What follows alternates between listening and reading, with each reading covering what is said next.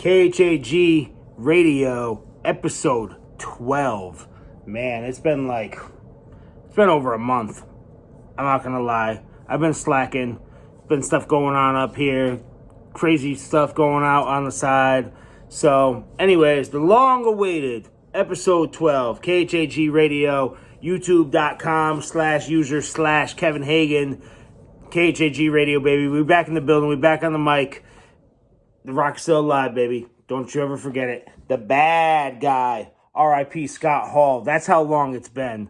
Rocking the 96 Harrisburg Senators New Era fitted. If you don't believe me, there it is. New Era, size 8. It's a little big. I'm not going to lie. Got it on eBay. A little bit of space. Gets wet once. It's going to fit perfectly. Your boy KHAG. Somewhere between a 7 3/4 and a 7 7/8 most days. New Era. Real quick. New Era.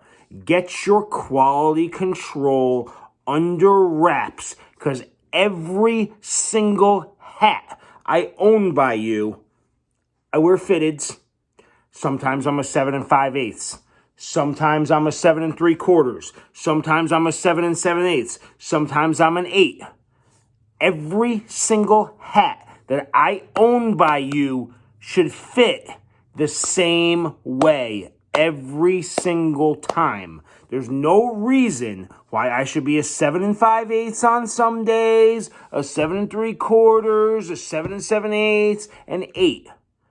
I can't buy hats online. I can't buy them online. I got to go to my spot at Eblin's. I got to go to other stores. And if I buy hats online, I'm taking a shot. It's like, is it going to fit? This hat's got space. I knew it was going to have space. I mean, it's an 8. It's as big as it gets. The Hagen head right here, baby. The 8. You know? Get it wet once and it'll fit perfectly. Anyways, I got a sick deal on this on eBay. 96 Harrisburg Senators, AA minor league affiliate for the Montreal Expos. Your boy K-hag. I don't need to pull out pictures. I don't need to pull out the proof. You can go back and look. Or you can look in the comments on Instagram or whatever. 1996, the Harrisburg Senators, the AA affiliate of the Montreal Expos, played the New Britain Rockettes, the AA affiliate of the Minnesota Twins, at New Britain Stadium in New Britain, Connecticut. And your boy, KHAG, got pictures and autographs with Vlad Guerrero from the Harrisburg Senators, first ballot MLB Hall of Famer, the number 1 prospect in Baseball America, 1996, single sign ball, picture outside the stadium. So this is my homage to Vlad Sr., not Vlad Jr., who was on the Toronto Blue Jays. That's his son, who's also killing it. Same day, single sign ball, pictures. I think I may even got a game used back that day. Torrey Hunter, who, mark my words, Veterans Committee is going to get him into the MLB Hall of Fame in about 7 years. He's on the ballot still right now. I think he's in his 3rd year of eligibility, going next year, 2023. He got enough votes to stay on the ballot first year and second year. I think he got like 17% of the ballot. Torrey Hunter, 9-time Gold Glove, 350 home runs, 2,700 hits. His stats are ridiculous. Stolen bases, RBIs, fan favorite, media favorite, robbed Barry Bonds of a home run in the All-Star game, Spider-Man, your boy T. Hunt, my boy. So same day, 1996, Harrisburg Senators, Vlad Guerrero, other side of the stadium, New Britain Rockettes, Torrey Hunter. Pictures with both of them, same day, wearing the same Long Islanders hockey with the Gordon's Fisherman. Some people say it's the worst logo in NHL history. I love it. I actually had the jersey back in the day. Got it at Gabriel Brothers. Gabe's, greater Pittsburgh area, Pennsylvania. Gabriel's, holla at your boy.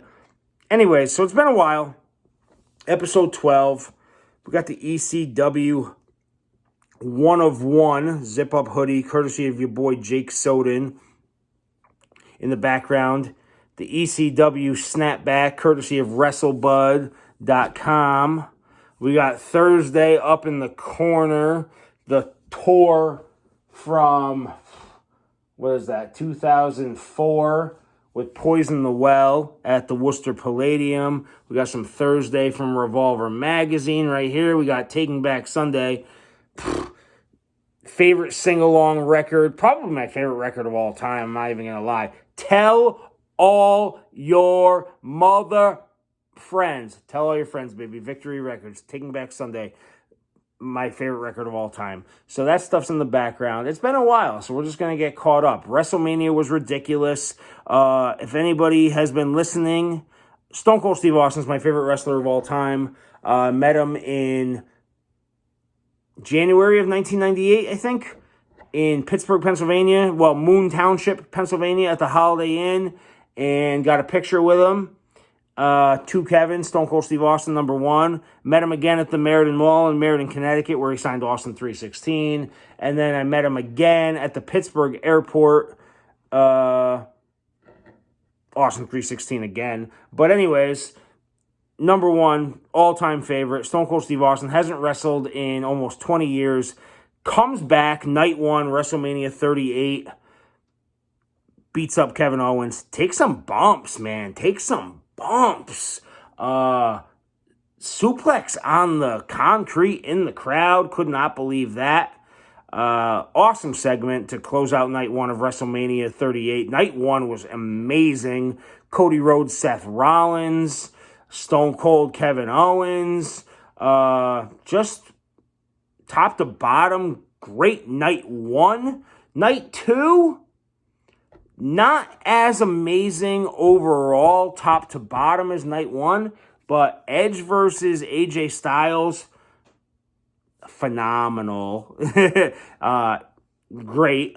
Brock, Roman, little bit of a letdown, not gonna lie, but still, Roman, acknowledge me, the tribal chief, the head of the table, the bloodline. I'm a Paul Heyman guy.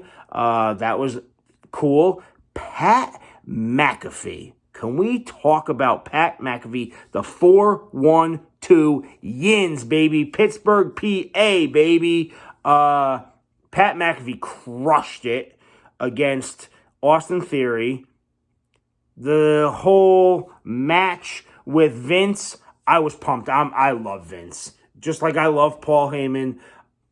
Just like I love Stone Cold. I love me some Vincent Kennedy McMahon. Vince equals ratings. Vince, 76 years old, getting in the ring. The only thing I didn't like was Pat just had beat Austin Theory, and then Vince, that whole thing, and then Vince gets in the ring and he pins Pat McAfee. So, I don't know what that means. But anyways, right after, you hear the glass shatter. My boy Stone Cold Steve Austin comes out night 2. Beats up Austin Theory. Austin Theory took the stunner like The Rock and Scott Hall. Took the stunner crazy. Vince McMahon, the worst Stone Cold stunner of all time. Vince never took the stunner great, but this was terrible, and WWE clearly noticed it was a terrible stunner, and when they re-showed it on Raw and SmackDown after Mania, they clearly showed it from a different angle where it didn't look like Vince took it like a ton of bricks and tore both of his quads and just fell over and was awful. It actually looked pretty decent on the replay on Raw and SmackDown. Anyways, so Vince takes the stunner, and then my boy Pat McAfee gets back in the ring. Stone Cold Steve Austin and Pat McAfee drinking beers together. Stone Cold says, yeah, boy, go to that corner. I'll go to this corner. They're drinking beers in the corner. And then Stone Cold gives Pat the stunner. And then Pat McAfee's on the floor on the side of the ring near the announce table, putting beer in his mouth. By the way, El Segundo Brewing Company, Stone Cold Steve Austin, Broken Skull American Lager was the WrestleMania beer, which I need to try. I've had over 4,000 beers, untapped.com. You can find me, Kevin Hagan. I've had the Broken Skull IPA, which is a West Coast style IPA from El Segundo Brewing Company. The American Lager is just starting to hit stores. I did look on Untappd. The only place in Connecticut it's currently available is down in Norwalk, which is, I don't know, easily 45 minutes from me. So I do want to try it. And I was looking at my cans that I've collected. I save certain craft beer cans. I have some Deftones 22-ounce bombers. I have some Deftones 16-ounce cans from the releases that they've done with Belching Beaver in California.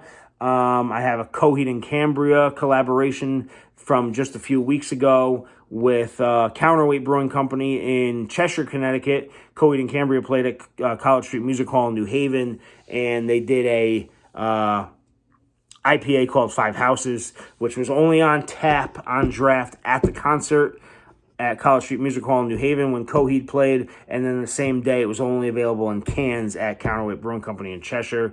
I got to give love to my boy Aiden Stewart from Counterweight Brewing Company, who was able to snag me a can, so I have a collectible can of that. I do not know why I did not save the Broken Skull Sessions West Coast IPA from El Segundo Brewing Company, which I had like 2 years ago, so I'm going to have to get another can of that just to have it for my collection. All right, anyways, so WrestleMania, Scott Hall, like I said, the bad guy, he passed away since my last episode. One of my favorite wrestlers of all time. He's not in my top 5. He's probably in like my top 7, but I do strongly believe that Scott Hall is probably the greatest wrestler of all time to not have won a major world title, WWF, WCW, ECW, TNA, New Japan, AEW, like that. Scott Hall, incredible. Just oozed machismo, incredible physique, incredible look, incredible mic skills, incredible rings, just his move set, just incredible. I'd put him up there. I think he's probably the best wrestler of all time to never have won a world title. I got to put Owen Hart in that conversation, Roddy Piper, Kurt Hennig,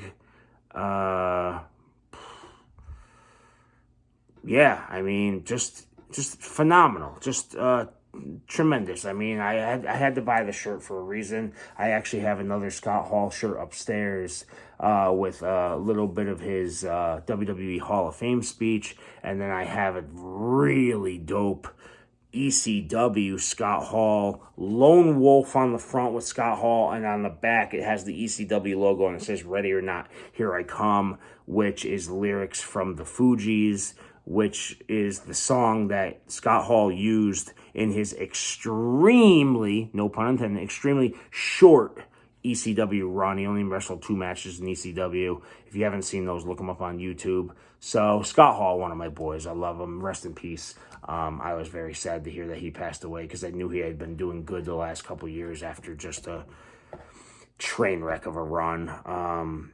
Probably why he was never the world champion, on top of the fact that, just when he was at his peak, there was just other guys that were bigger, Hogan and Sting and Goldberg and DDP and Macho and Kevin Nash and just other guys in WCW. So that's why he never really got a run as the world champion. And then WWF when he was Razor, Scott Hall, Bret Hart, or not, Shawn Michaels, Bret Hart, Diesel, Kevin Nash, other guys. So he never got his run as the world champion. But I think Scott Hall, top to bottom, overall, just like I said, machismo, appearance, look, attire, moveset, mic skills, probably the best wrestler of all time to never be the world champion. So rest in peace to him. I was very sad to hear that.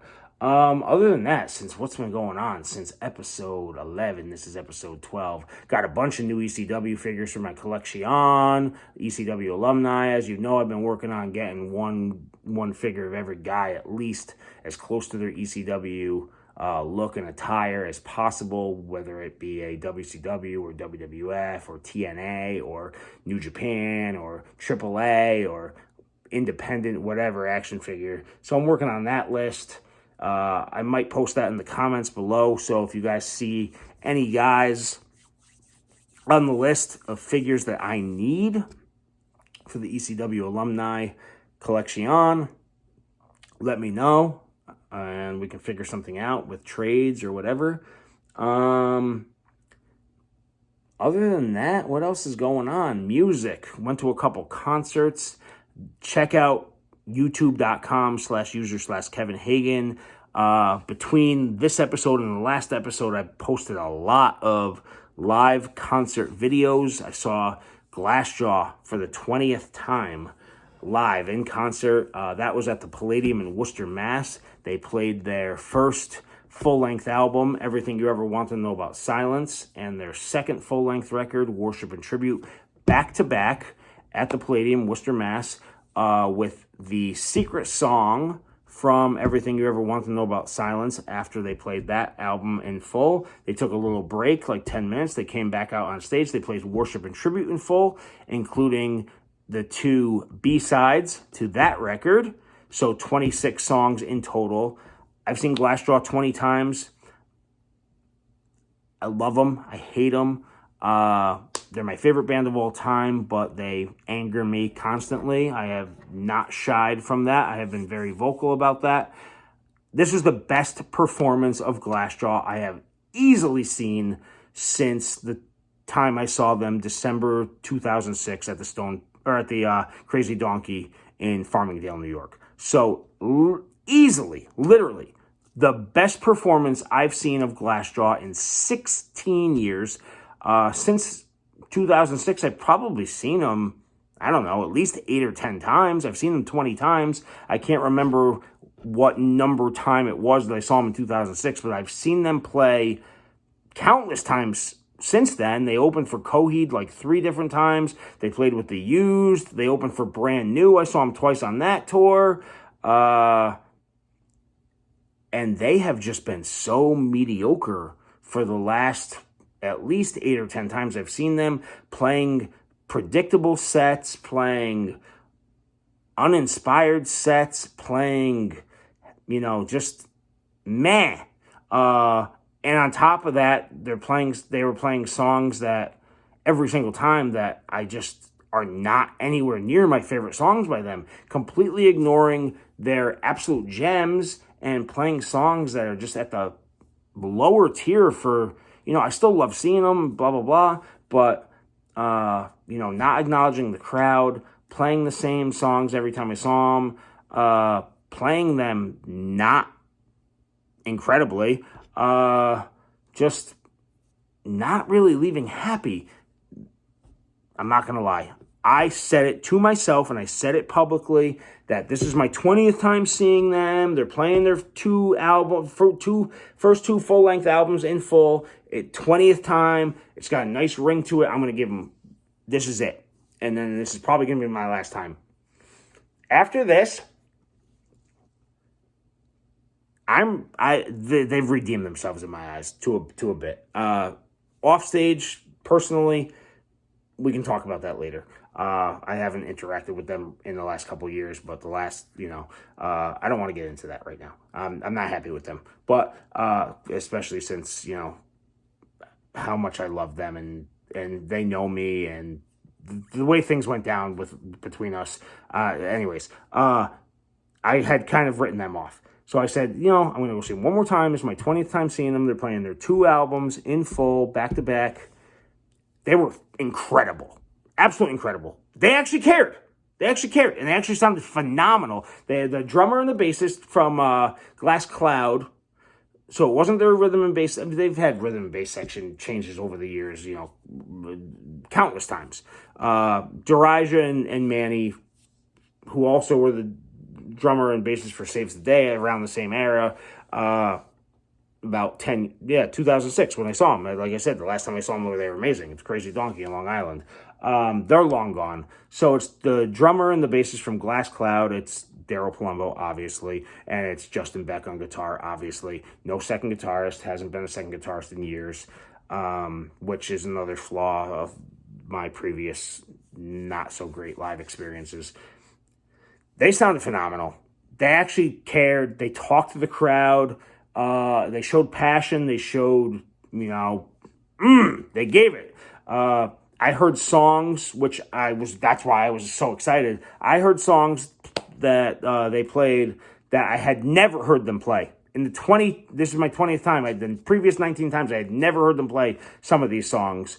Some of the gems from Everything You Ever Want to Know About Silence, some of the gems from Worship and Tribute that they almost never play, or I had never heard them play, or maybe heard them once, 20 years ago. The first time I saw them was in 2002. Rai Rai's song, When 1-8 Becomes 2 Zeros. Her middle name was Boom. The title track, Everything You Ever Wanted to Know About Silence. Motel the White Locust. First time ever hearing Lawson, whichever you want to pronounce it, from from the secret song from Everything You Ever Wanted to Know About Silence. From Worship and Tribute, almost never hear Cosmopolitan Blood Loss, which was a single. They had a music video for it. It was on MTV too. Radio Cambodia, which I absolutely hated when that record came out, and it has become probably top 3 Glassjaw songs for me all time. Radio Cambodia. Trailer Park Jesus, which I think I had maybe heard twice, possibly even once. I know they played it at the Worship and Tribute 10-year anniversary show in Irving Plaza. El Mark, which I may have only heard once or twice ever, which is a B-side from Worship and Tribute. So, it was phenomenal. And they sounded so good. They were so tight. Really loved it. Another concert. Let's get off Glassjaw for a second. Another concert that I went to since my last episode, Coheed and Cambria at College Street Music Hall, New Haven, Connecticut. This was my 13th Coheed show. Like I had previously mentioned earlier in the episode, Counterweight Brewing Company did a collaboration beer with Coheed and Cambria, which I have no idea how that came to fruition. Talked to my boy Johnny from Armada Brewing Company. Big love to Johnny from Armada. Can't wait for Armada to open that tap room down in the Fairhaven section of New Haven, Connecticut, taking over a former factory, upcycling. I love repurposing of old buildings. That's my John. Follow Armada Brewing on Instagram. The new tap room just looks absolutely incredible. I can't wait for them to open. Me and Johnny have a long history. Armada Brewing is just a phenomenal Connecticut brewery. I think it's one of the best breweries in the country. Easily one of the best breweries in Connecticut. One of the best breweries in New England. Big love to Armada. I can't give enough love to Armada. Saw him at Coheed. Johnny's a big Coheed fan, but I was talking to him about the collab with Counterweight and Coheed.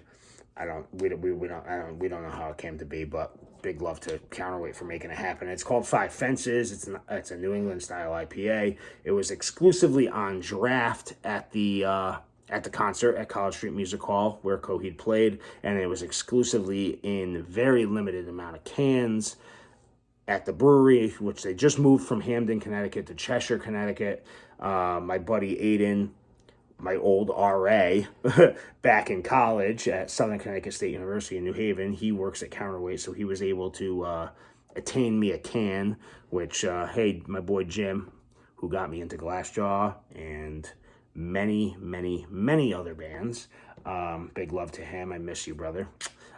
Saving him a can. It's in the refrigerator. So, Coheed was tremendous. This is my 13th time seeing Coheed. Not the best Coheed show I've ever been to by any means. I absolutely love their first 4 records. First time I ever heard Coheed was September 2002. Big love to Zoe Bornick. Putting Devil in Jersey City on a mixtape back at SCSU. And then just diving into Second Stage Turbine Blade, which is their debut album, which is just phenomenal. Time Consumer, Everything Evil, Devil in Jersey City, Delirium Trigger. Please, if you've heard it, if you have not heard it, play it again. Delirium Trigger, Coheed and Cambria, Second Stage Turbine Blade. Just a absolutely phenomenal song. Never Ender, 33. Oh, God, that record is just, it's amazing. The second record in Keeping Secrets of Silent Earth 3. It sounds so pretentious. I'm gonna do it. I'm gonna do it. Long story short, Coheed and Cambria, science fiction novella, saga, the Armory Wars. The two lead characters, Coheed and Cambria. Lead singer Claudio Sanchez has written just this epic science fiction novella saga, deep space. Coheed, Cambria. If you listen to the lyrics, if you dive into the story, the first record is Second Stage Turbine Blade, which is part 2 in the story. Like Star Wars, the first movie is actually episode 4, A New Hope. So the first album from Coheed is Second Stage Turbine Blade. The second record is In Keeping Secrets of Silent Earth 3. Yes, that's a mouthful. That's actually the second record, but it's part 3. The third record is Good Apollo on Burning Star 4, Volume 1, From Fear Through the Eyes of Madness. Yes, that is the actual album title. That is part 4, Volume 1. It's the third record. And then album 4 is Good Apollo on Burning Star 4, Volume 2, No World for Tomorrow. And that's part 4, Volume 2. That's the fourth record. I kind of lost him after that, and I'm not going to lie. Children of the Fence members, Coheed and Cambria fan members, don't hate on me. I kind of lost him after album 4.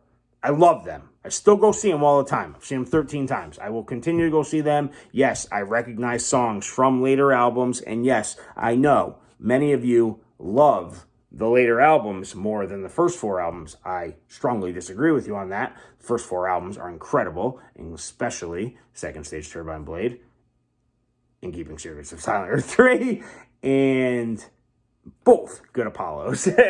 I think those albums are absolutely ridiculously amazing. If I had to give a top 5 songs, I would probably say Delirium Trigger, Final Cut, No World for Tomorrow,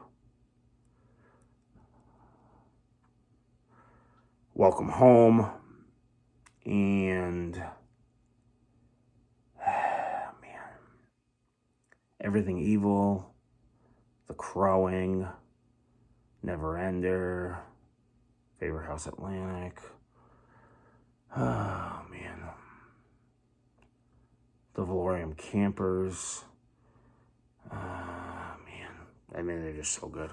Light in the Glass, 2113, Elf Tower, New Mexico, 33, Time Consumer. I don't know. They're so awesome. I'm not going to lie. I need to dive in deeper to I was very close-minded to the albums after that. I kind of lost them for a while. I still love them very, very, very, very much. I actually have a tremendous Coheed, Good Apollo and Burning Star 4, Volume 1, From Fear Through the Eyes of Madness promo print, which is double-sided. It's like perforated and it's meant to be removed. The backside is the cover of the album with the red Roman numeral 4 on the black, and then the bottom is something else, and then the back or the front side is meant not to be perforated. It's a landscape with the guillotine with the wings, and it has the Coheed logo with the album title, and I need to get it framed, and it looks ridiculous. Anyways, Coheed was phenomenal. The beer was good. I've had over 4,000 different craft beers. Counterweight's one of my favorite breweries in Connecticut. I would definitely put them in my top 5 favorite breweries in Connecticut and in New England. So I'm ecstatic that they were able to collab with Coheed, which is one of my favorite bands. So yeah, that's us getting caught up since the last episode. It's been long in the making. You can blame me for that. I posted a ton of live videos between the last episode and this episode to try to keep the fan base or followship or whatever.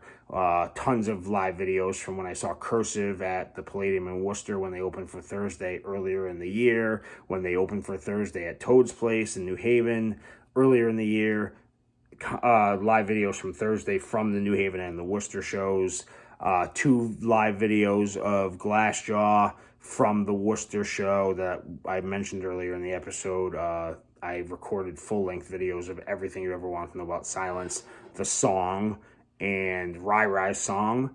And then Coheed, I also recorded 2 full-length videos of Welcome Home and June Song Provision. So check those out. YouTube.com/user/Kevin Hagan here on the page. But yeah, here's episode 12. We're going on a half an hour now. This is probably going to take 5 hours to upload onto YouTube. Check it out. ECW, just to close it out, some little wrestling talk. We were talking about WrestleMania earlier. ECW, I've been watching Hardcore TV on Peacock. I started it with the first episode of January 1998, and I'm diving into that. Haven't watched it in ages. I watched it in 1998. January 98, I was 13, going on 14, and I was staying up till 1 o'clock, 2 o'clock in the morning. MSG Network in Connecticut, Saturday nights, 1 a.m. So a lot of this stuff I am rewatching, and it's like the first time I've seen it because, I mean, it's been 23 years, and it was also Saturday night at 1 o'clock in the morning on MSG Network when I was probably most definitely supposed to be sleeping. So, yeah, I'm watching a lot of it and saying I don't remember this, but this is still incredibly awesome. And I can't wait to watch some of the shows that I went to, because I saw ECW live 8 times. Twice in Danbury, twice in White Plains, Hammerstein Ballroom, New York City, 3 times in Poughkeepsie, Queens, New York. 1, 2... Danbury twice, Poughkeepsie 3, that's 5, Hammerstein, that's 6, Queens, that's 7, and I don't know, 8 times. I definitely have, whatever. Anyways, so ECW Hardcore TV on Peacock. The music edits suck. That's my closing. Let's close it with that. The music edits. How does WWE pay for Metallica All Nightmare Long, which, you know, Metallica, their history, probably one of the most difficult bands to license songs considering their whole saga. They licensed All Nightmare Long for the Roman Reigns, Brock Lesnar, WrestleMania, and they licensed the White Stripes, Seven Nation Army, for Pat McAfee for WrestleMania. But ECW Hardcore TV on Peacock, they have to overdub Metallica. They have to overdub Alice in Chains. They have to overdub Offspring. They have to overdub Pantera. They have to overdub every band, Filter. And, you know, every band that ECW, yes, I understand that ECW did not get those songs licensed in the first place. Back in 1996, 1997, 1998, 99, 2000. Those bands would be ecstatic to get the kind of exposure that WWE Network and Peacock could provide them in 2022. There's no reason why we should have to listen to generic Muzak elevator nonsense overdubbing the actual theme songs that were used for ECW back in the day on Peacock. It's ridiculous.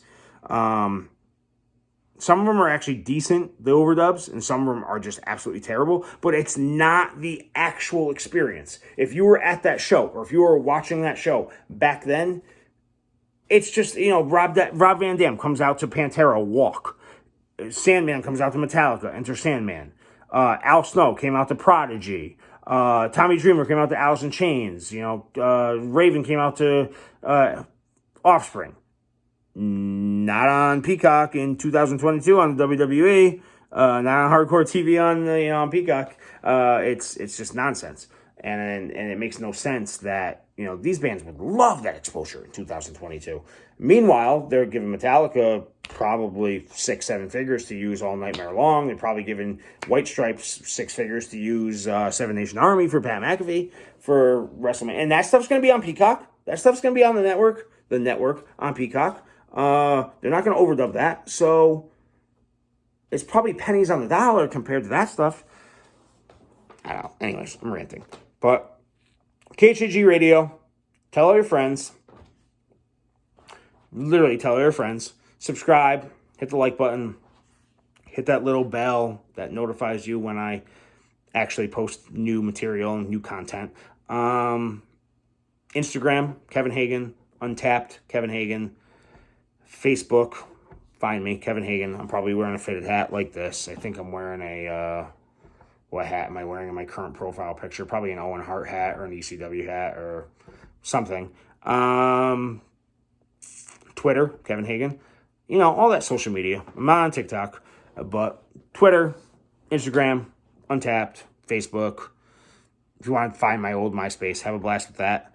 Yeah. Hit the like button, subscribe, tell your friends, share it, post it on whatever you want, find the links, copy and paste, and all that good stuff. And we will be back soon, I promise. It's been a long time. Miss you guys. Thank you. All right, peace.